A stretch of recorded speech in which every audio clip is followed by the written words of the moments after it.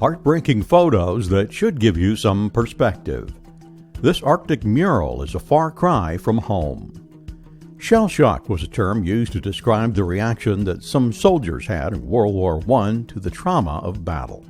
In 1993, photographer Kevin Carter won the Pulitzer Prize for taking this photo of a starving girl in South Sudan being stalked by a vulture. It was a rule for the journalist not to touch victims of famine in order to avoid transmitting disease. Carter was so overcome with guilt that he committed suicide 3 months later. This is a little girl who grew up in a concentration camp, drawing a picture of home while living in a residence for disturbed children in Poland in 1948. This 8-year-old soldier's son accepts an American flag at his father's funeral. John Lennon signing an autograph for the man who would shoot him only hours later. A devastated dog lying on the grave of his deceased owner. She was one of the first black students admitted to the Harry Harding High School in Charlotte, North Carolina.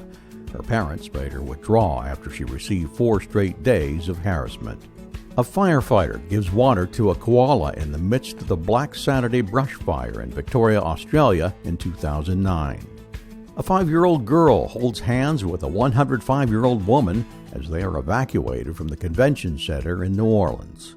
A heart surgeon, after a successful 23-hour-long heart transplant, his assistant is sleeping in the corner.